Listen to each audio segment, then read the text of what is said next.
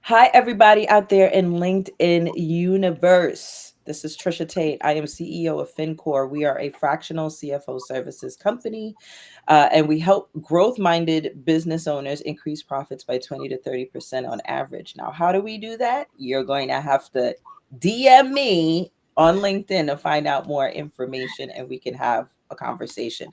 But today is all about speaking with Petia Abdur-Razzaaq, who is CEO of the Stylista Group. And we are going to talk all things finances. Yeah, finances. That's the purpose of this Finances. show. We're Right. talking finances, we're talking growth, we're talking about childhood memories. Yeah, we're going to go that deep and that far. This series called Dancing with Numbers in Real Life, the goal of it is to normalize conversations around numbers. I realized when I was writing my book, Dancing with Numbers, Grow a Financially Healthy Business and Choreograph the Life That You Want, which is on Amazon.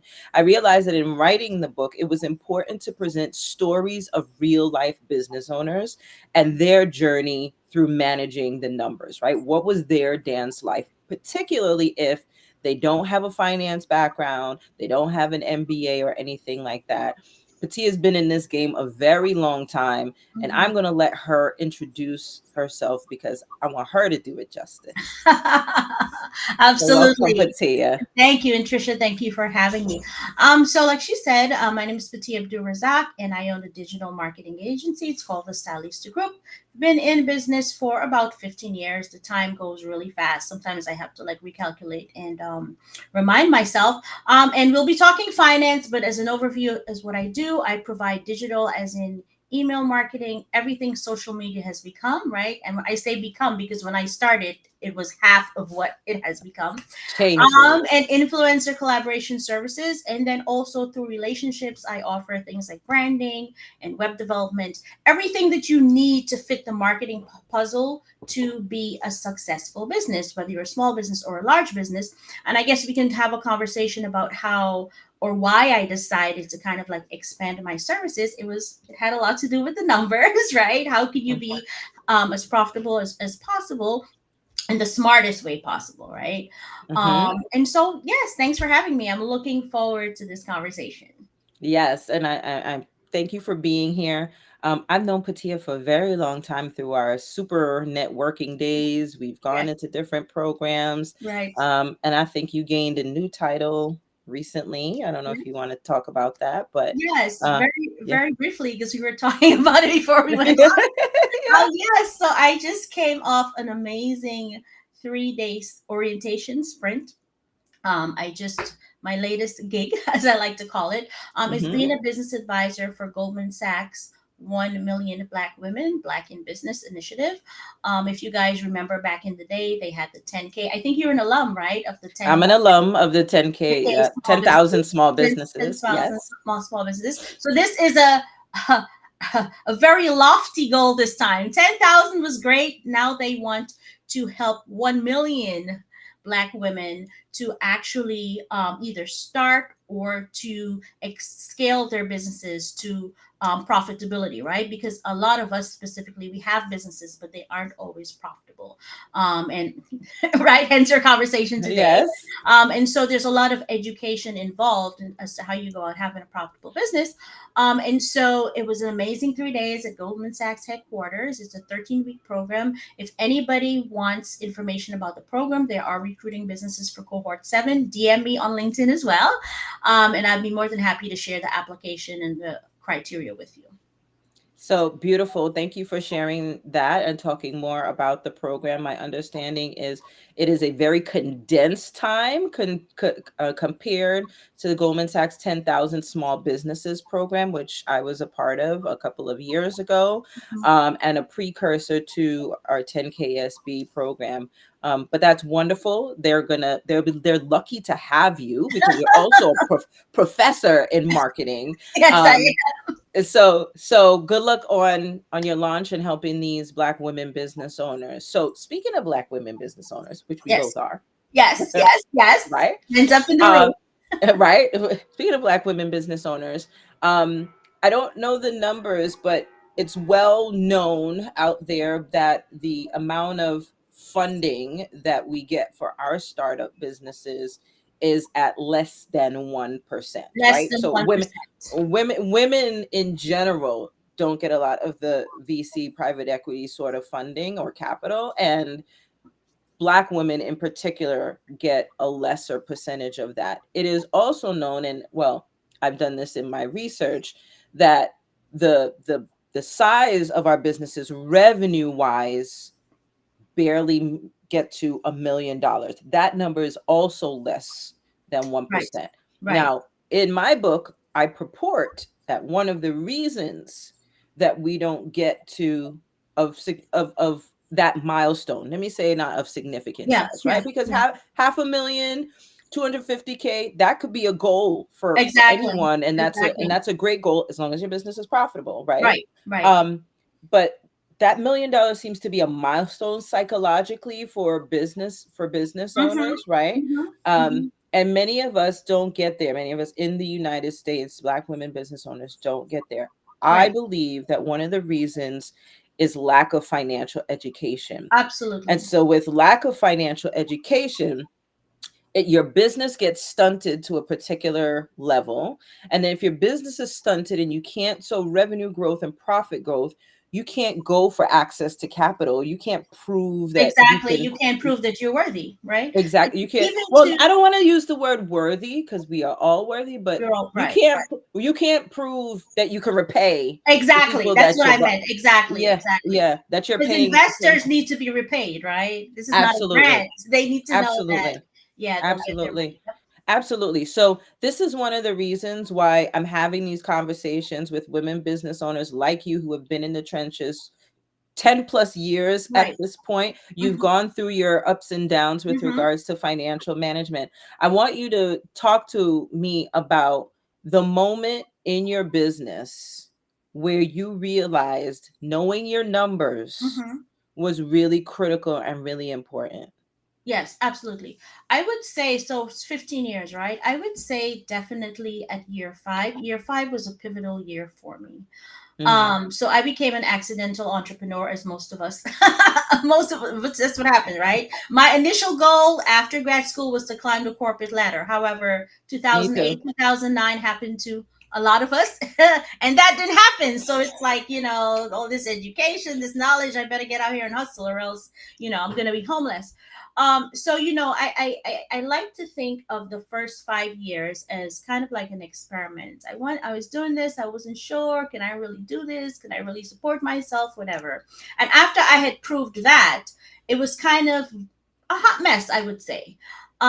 Even in terms of like my target audience, I was just taking on anybody who could pay me, right? Because you have this anxiety about making the money and paying the bills and whatever. And I had expanded. I started off as a solopreneur, so I was only doing consulting strategy, just me. Then along the way, a client said, Petit, you do these amazing strategic plans and then you hand them to us. And then it never seems like they're implemented the way you would have implemented it because there are other people implementing it. So maybe I think to earn more money also for you, you should start, building a team and implementing your own plans. First light bulb, and a client suggested that to me. Also, I think Mm. being open is something that you have to be as an entrepreneur. Like you can't just have this preconceived idea in your head that this is what I'm going to do. And a lot of times the suggestions that come along the way, even from clients, are good ones. That was a great suggestion, right? So what was happening is that, taking on these projects, not necessarily being focused in the clients you were taking on, and as a result, not always enjoying the work. When you Okay. don't enjoy the work that you're doing, it shows, I wouldn't say in the results, we always did a good job, but behind the scenes, there's a lot of complaining and that sort of thing. And I was like, all right, I'm going to lose these people if I don't do something about it. And then Mhm. also looking at the projects we were taking on, a lot of the times we were definitely doing a lot more work than we were getting paid for, right? Right. Out of scope. Out of scope work. And Scope then creep. for me, what I was doing as the the business owner, the lead, leading these people down these paths of like craziness, right? Because I would feel bad about that, then I would be paying people out of the money. You know what I'm saying? Like I was paying them out of my pocket because, I wanted them to be happy with me, even though we weren't happy with the projects. And I'm like, what am I doing here? Like, this business is not going to survive under Mm, these circumstances. So at that point in time, I did two things. First, I did a rebrand and I niched my services. So I don't know, you've known me from the beginning when it was Petia Bradshaw and Associates, very general. right, We rebranded to the Stylista Group. When you hear Stylista, you think fashion, beauty, whatever. It's in the name. So it's like, these are clients I want, right? Starting with the name, this is what we're doing now, which is not always an easy decision to make because it means you have to start turning down work. When right, you turn down work, the money initially goes like this, right?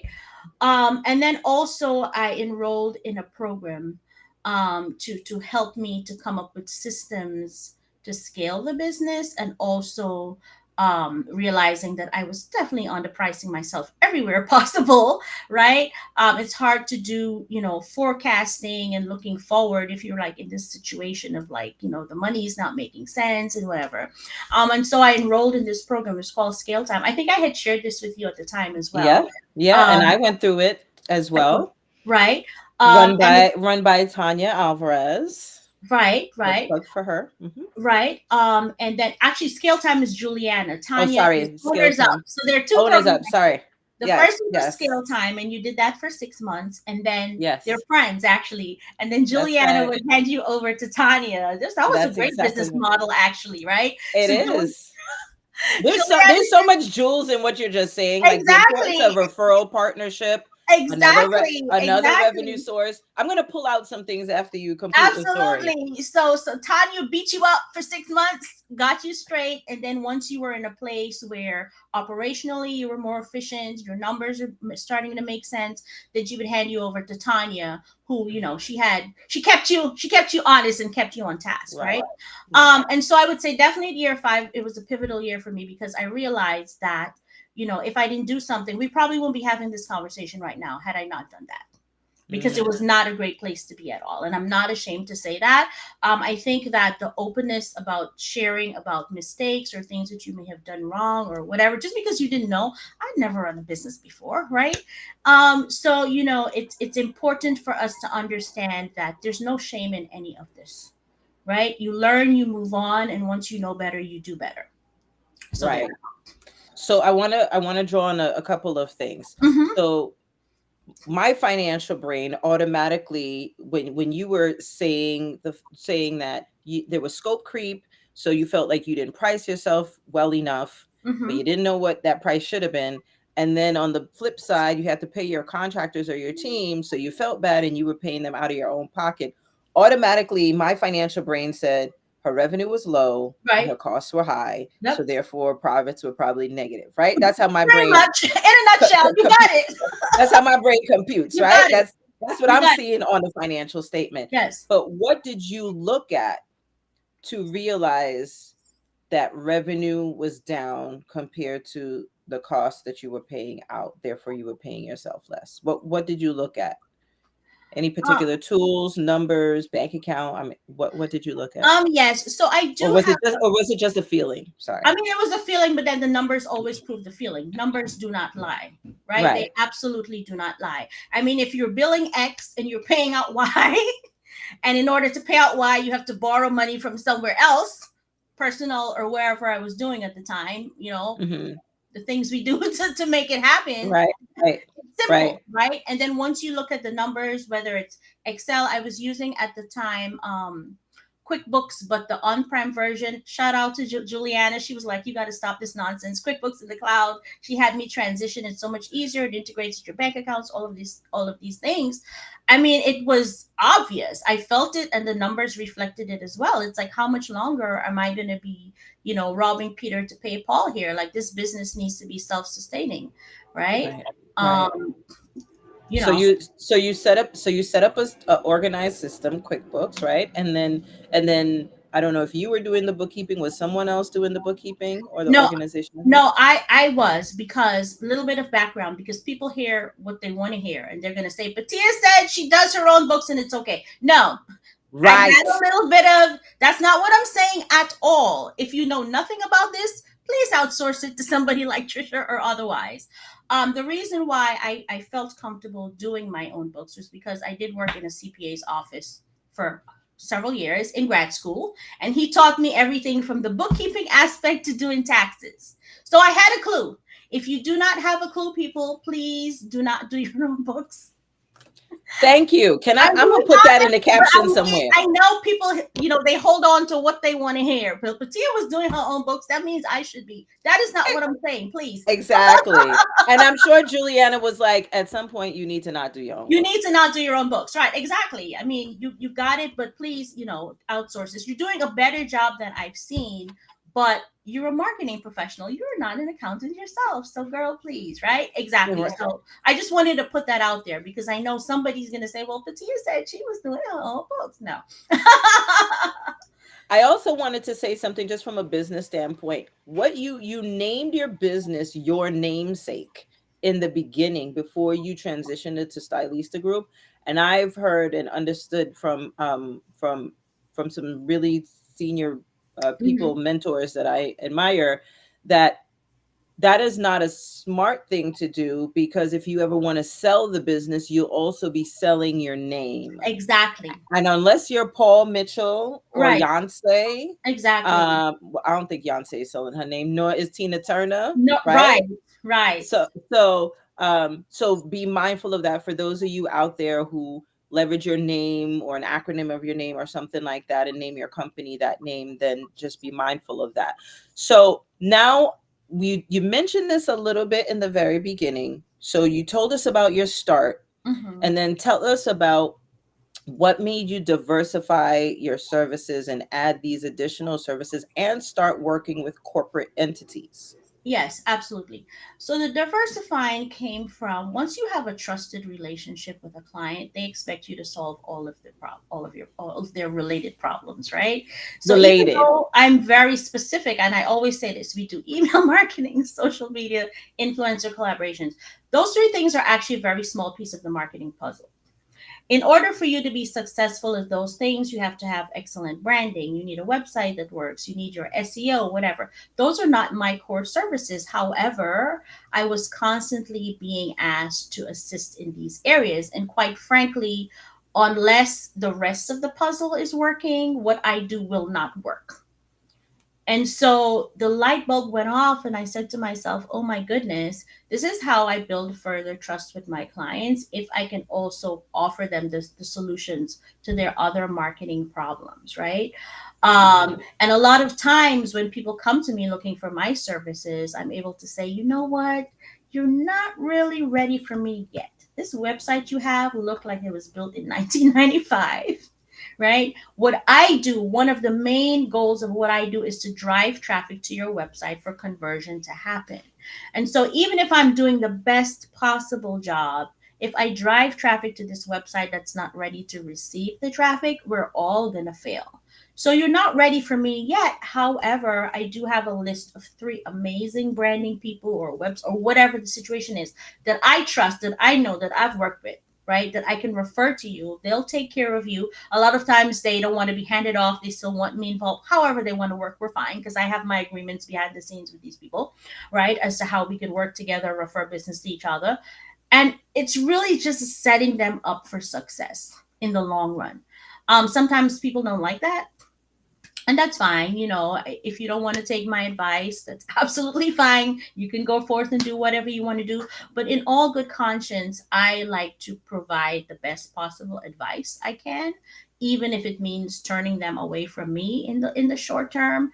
And it also is an additional form of revenue for my business as well, where I don't have to really do the work, which is the best kind of revenue to have, to be honest, right? It's like it's revenue you kind of make in your sleep, for one of a better word, because you're not actually doing the work. But then we have like referral agreements, that sort of thing, that are mutual, of course, because I do the same for other Mhm. people as well. And so that's kind of like another stream of income that I developed. And again, all of this was learning. It was like, I hate to say it, but building the plane as you fly. It's like, Yeah. oh, I can Yeah. also do this. Yeah. You know what I mean? Which And was. then you shifted also into corporate clients. And as you talk about that shift into corporate clients, I also want you to talk about how you decided to price the partnerships, how you decided to price, these different, these other types of customers, these other Okay, customer sure. segments. Hmm. Okay, sure, sure, sure. Okay, so the partnerships really just work on sort of a referral sort of agreement, right? So if it's an ongoing, just simply put, if it's a one-off sort of project, like branding doesn't go on forever, right? So then there's a referral fee for, based on the work done. If it's an ongoing, so something like SEO would be an ongoing service, then there is a referral fee, and it's of course it would be a referral fee as an ongoing basis, and this works in both ways, right? Builds a really strong network, and as a small business owner, I would say that having that trust and that extra revenue definitely helps. In terms of my corporate clients now, so I've had three at this point. Started off with Constant Contact, their email service provider, and I was a part of their original, they call them authorized local experts team. And what they did is they contracted marketing consultants or owners of small agencies to be a part of their educational arm, right? So we would do conferences on their behalf. We would do small panels on their behalf, educating small business owners on the best practices of email marketing. So not necessarily saying you have to sign up for Constant Contact. I mean, by default they did, because obviously, right? We're here talking about Constant Contact, but even if you're using MailChimp, these are the best practices. This is email marketing done right, right? So that was that. And unfortunately, they got rid of the program when Constant Contact got sold, which is a good thing, bad thing. The second corporate client that I've had is Google. That was more recent. And kind of like the same thing. It was called the Grow with Google Partner Trainer Program, and pretty much doing exactly the same thing, upskilling small business owners on Google's small business, well, I should say small business, Google's business marketing tools, right? Which people don't really think about. So that would be your YouTube, the Google Analytics, right? Google Business Profile, same thing. And then now Goldman Sachs. Now, in terms of pricing services for the corporate clients, like they tell you, you don't price your services for them. They pretty much tell you how they're going to pay, but they are aware of the value. This is the difference. They are aware of the value of your service because of the influence that you have on the target audience that they're trying to meet, and they realize that having someone like me go to a chamber of commerce and speak to the members, right, will have more influence than somebody from corporate who may be intimidating or whatever, may not really speak in the voice of the target audience, for want of a better word, is much more influential, right? And so they usually, I mean, I've had no complaints with either of these three clients.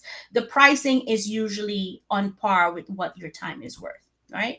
Now, in terms of pricing my services for my non-corporate clients, that has been a journey. And I actually went and I dug up this. If Julianne is watching this, she'll remember this.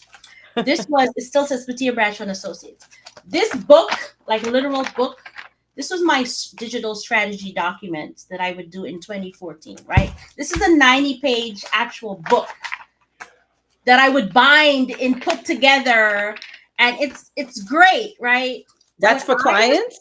Yes, what I was charging for this, Juliana will remember this, was wild.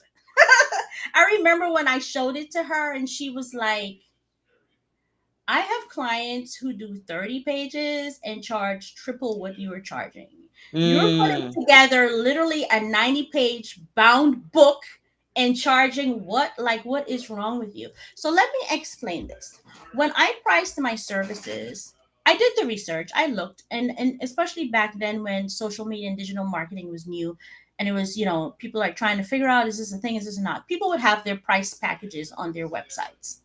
So it's not that I didn't know what other people were offering, and I thought that I had priced myself appropriately. Like if you looked at my price page, somebody else's, the prices were the same. Where I was off though is not knowing what deliverables actually looked like. So even though my prices were on par with what I saw other people offering, my deliverables were way like, it was just too much. It was like I was doing too much. So if somebody's say Facebook management package was okay, they put, and I'm making this up at this point, 5 posts per week, and they manage engagement, and then maybe they do some custom graphics. Back then social media was not as intense as it is now.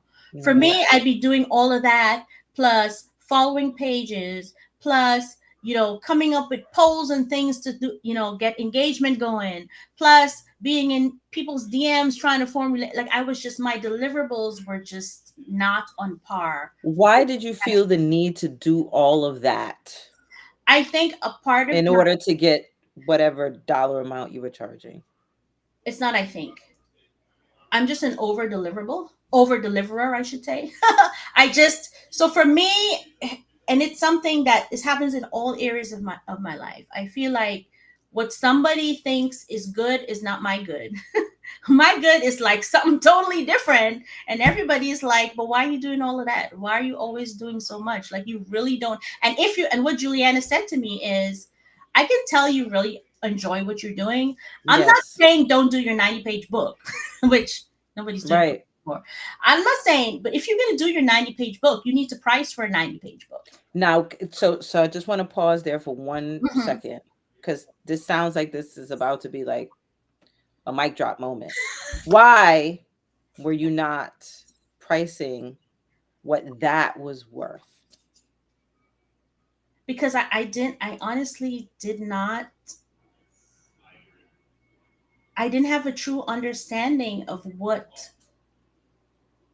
was really going on out there with everybody else. I didn't. In my head, this Doesn't, is but what, but other people don't matter. So, right, but you price by yourself, right, right? It sounds, I mean, you were thinking of competition, but you priced it by yourself. So right.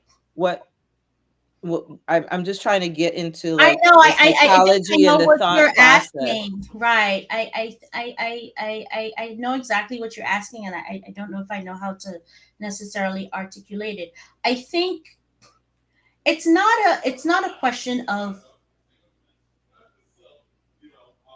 I don't know how to, it's not a question of not feeling worthy. I think a lot of times, as people of color, we just get in this place of the bar that we set for ourselves is not always as high as everybody else, and we are so used to having to go above and beyond just to be Mm, seen and recognized, that it just becomes a way of life, right? Where everybody else is here, we always have to be here. That is the reality of existing as a person of color, right? And so somebody who is, can get by very easily being here will have no problem charging 3 times what I was charging for mhm, my 90-page book and get away with it, right? And here I am with my 90-page book, and I'm not pricing it the way I should have been pricing it, because the part of the psychology of my own psychology, and for many of us, is that you always have to go above and beyond just to be seen. And mhm. so that's just the way that you live your life in every aspect of your life. That's so right. And it so resonates for me too, because I do the most for my clients. Yeah. And I expect the most from the rest of my team. And Hmm.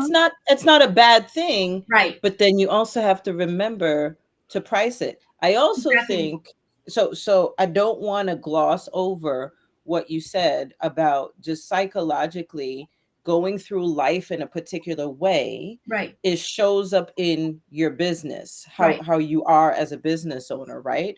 And so this spilled over into your pricing Right. psychology, right? Right. So eventually a trigger happened. You could tell me what that trigger moment was, and you were like, "Oh, we need to just 3x this price." I have my own story, but this conversation right now is not about me. I Right. want to know, what is that trigger moment where you were like, "I need to charge this," and I feel good. Like, you're feeling about it and you're doing it were equivalent. Do Yeah. you? I think, again, the person who really got me thinking this was Juliana. She was like, absolutely not. This is crazy. You should be charging 3 times what you're charging for just about Mhm. everything that you're doing. I think, and I started doing it. Now, this is a scary thing that happens when you started doing it. When you start doing it, almost impossible to go back to the client who you have trained, because you have done this, Hmm. who you have trained in over deliverance and underpaying, right? And to be fair, they were paying me what I asked for, right? Yes. How do you now go back and say, well, I've actually been doing 3 times the work, so you need to pay me 3 times more? Didn't happen. Didn't happen with any of them. In fact, when it came time to renew contracts, and I'm like, okay, now, had to live out this contract, but going forward, this is my new pricing model. Happy to continue working at the same price point, but just know that based on where my business is headed for the new price point, we're going to have to lose some things. Some people decided that they wanted to do other things, which is kind of like, wow, well, you didn't even really appreciate what I was doing for you this entire time. So, you know, no taken there. Good luck, right? Um, and then also there's also this initial angst now when you're like, all right, I have to go out there and find new people, right? It takes a while for you to get comfortable asking for these new prices, because Yes. for 5 years you've been asking for those prices and you've been getting the work. Granted, not always the best case scenario, right? And so now the psychology of having to go out there and say, no, no, no, this level of service is now going to be $10,000, not 3,500. Like, you know what I'm saying? There was a lot of anxiety there initially. But the good news is that once you get that first client at that new price point, you're like, okay, this is what we're doing now, right? Also for me, and I think it's the same thing for you, even though I have a team that implements, and they're amazing people, all of them, biz dev and sales rest on my shoulders, right? Yeah. And so, it's that can be a little lonely sometimes, right?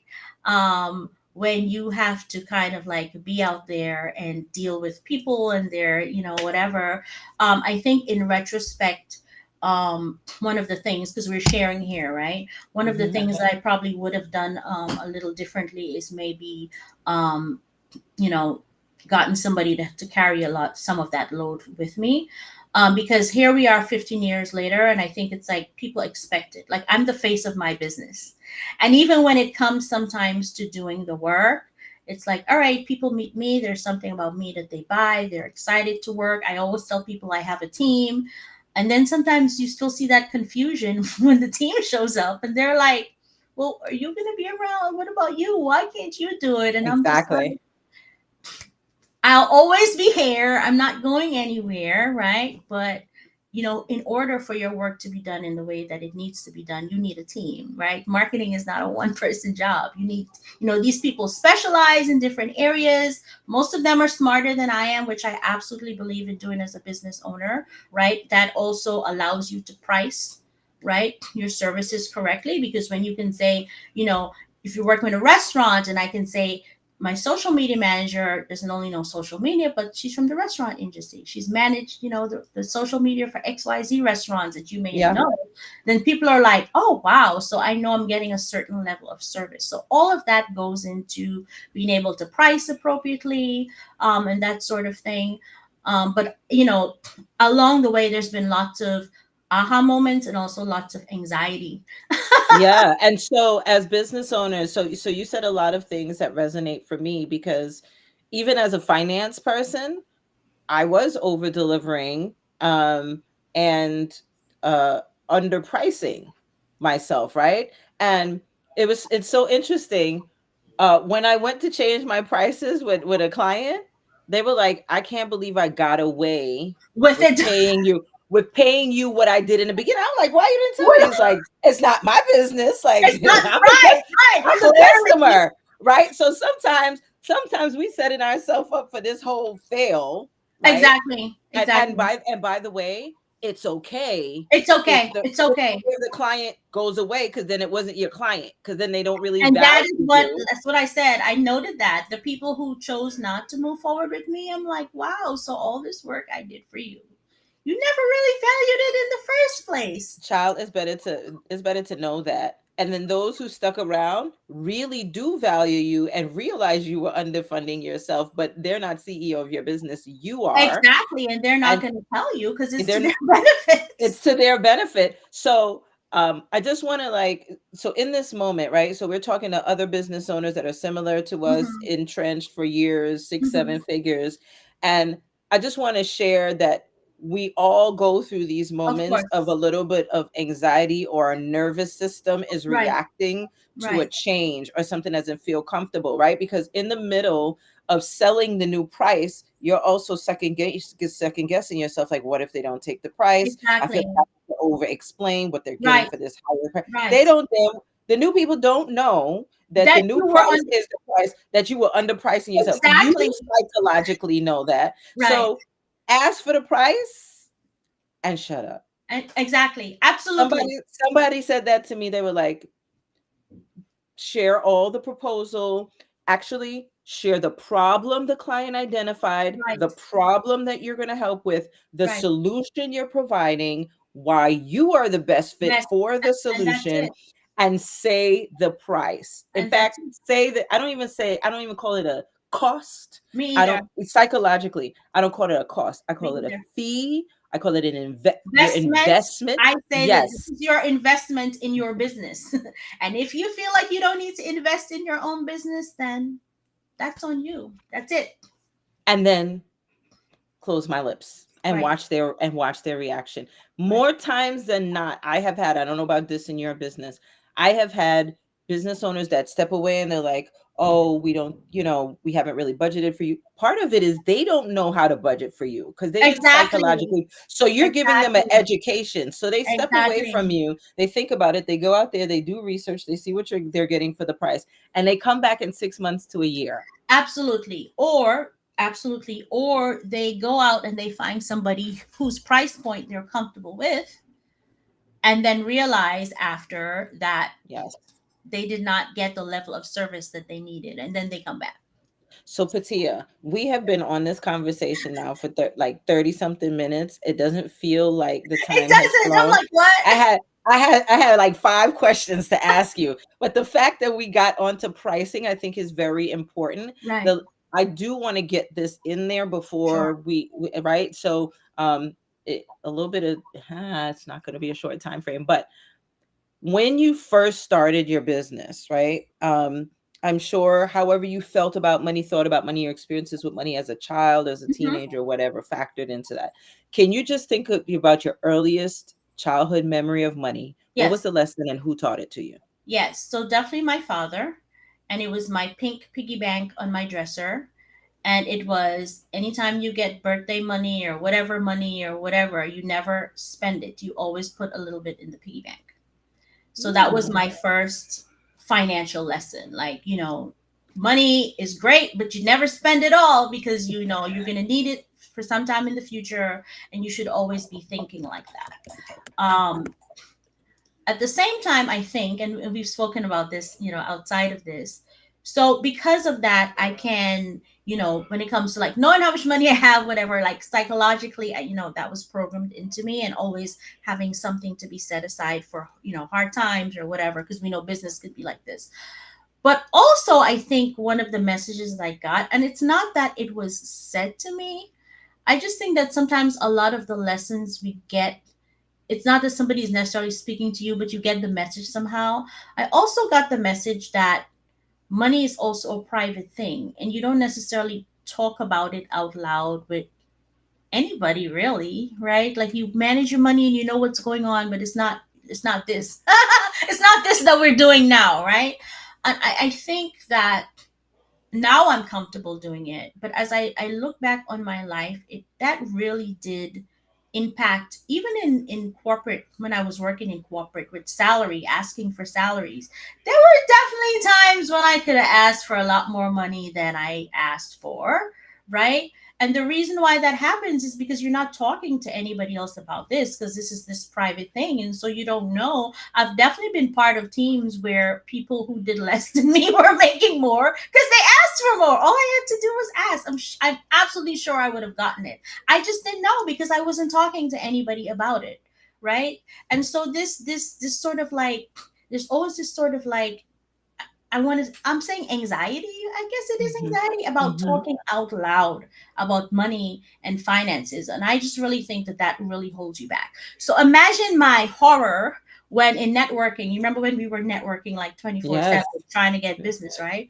Imagine my horror when I would have coffee with someone and they would say, "So what did your revenue look like last quarter?" And I'd be like, "What?" I just met you 2 days ago at wherever. Why are you asking me about money? But over time, I understood why having these conversations with other small business owners were important. Yes, and Especially this if is you're just starting out, they can help you. They can tell you things. They could have helped me with my crazy pricing situation. You know what I'm saying?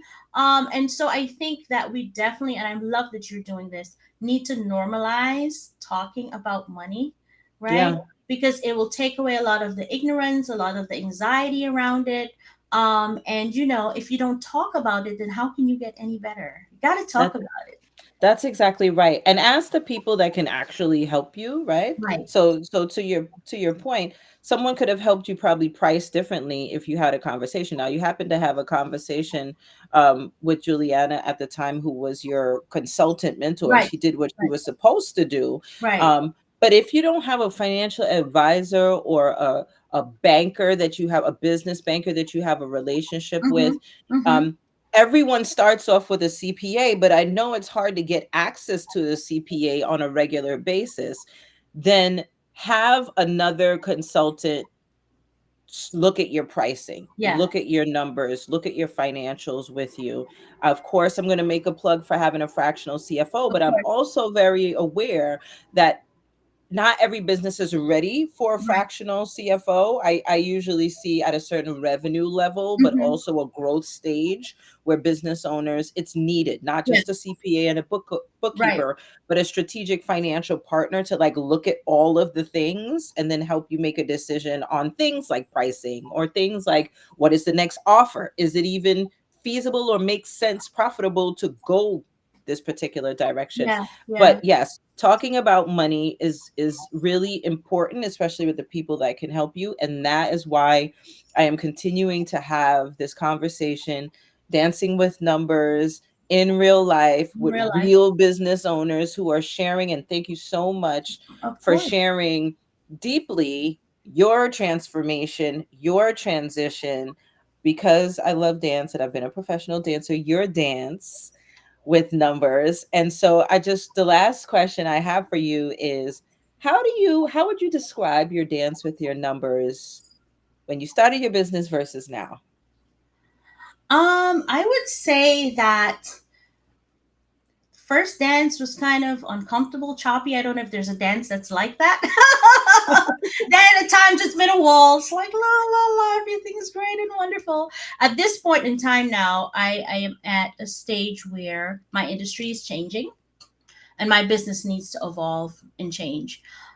You and I definitely need to talk because it's been 15 years. Quite frankly, I don't see myself doing this for another 10 years. I would love to do something else after 5 to 7 years. And I want to figure out if I can actually build a business that's sellable, right? This is where someone like Succession you, comes planning. in.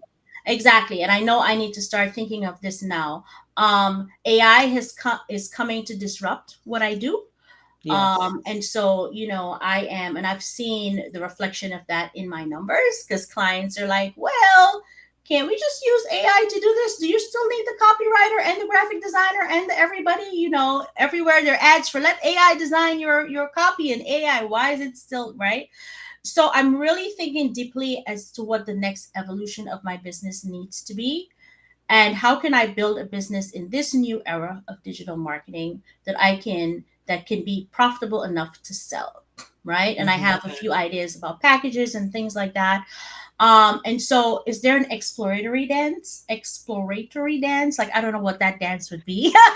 But I'm Yeah. like playing with the numbers and looking at what other people are doing and trying to figure out, some digital products, right? So that would be something that I haven't done in the past, that I could possibly, develop an e-commerce arm where people could, like, subscribe and learn things and whatever.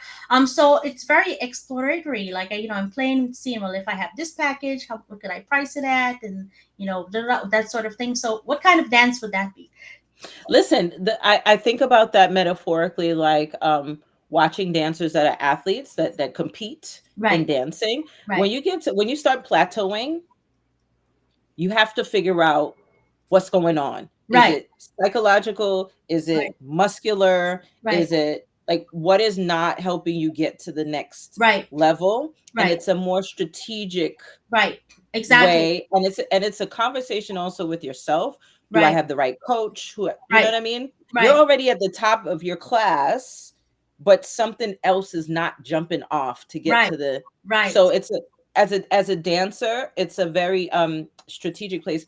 Also as a dancer, when you get older, the body not doing the same thing. It Exactly, doesn't recover, exactly, and she doesn't recover exactly, as quickly. Speaking from experience, exactly, she doesn't. exactly, She needs a longer warm up. exactly, She needs to cool down. She needs a longer recovery. She needs more rest. She needs more food and nutrients. exactly, She just exactly. needs more, Right, right? So we got to right. figure out what she needs in So we're order to favorite grow. child. Trust me, I have my little my books, my iPad, and that's exactly where I am, right? Yeah, And the lesson here is that it's an ever changing dance, if we want to say that, right? It's, yeah. there'll be times where you'll enjoy it more than other times, but you just have to be open to exploring and learning the next step. I'm trying to get the dance thing in there. I don't know if I'm succeeding or not, but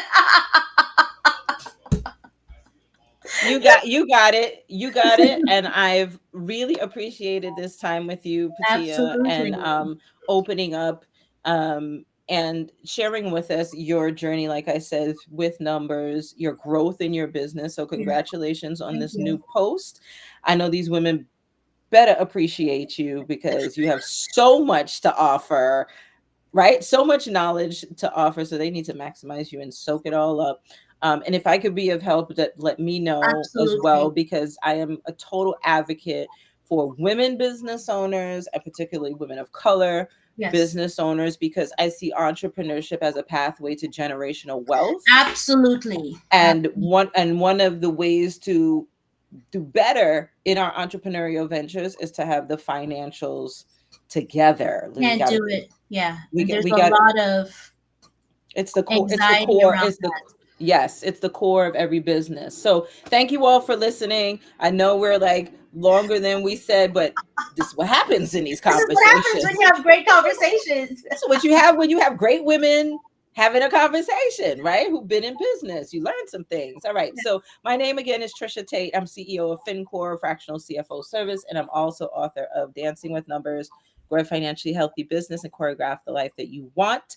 The next Dancing with Numbers series is going to come up in next month, and we have a financial therapist coming, and we have another wonderful business owner who's in marketing. So stay tuned. Please continue to follow us. Please continue to comment, like, share, repost these conversations, because I think they're super not just because it's me, right? But these conversations are important to share out there, so we're normalizing conversations around money. So thank you all for your time and attention, and have an awesome day. And Patia, stay on with me for a little bit. Okay, sure. Yes. Bye, everybody else. Bye, LinkedIn Live. Bye, Stay on LinkedIn here. Live.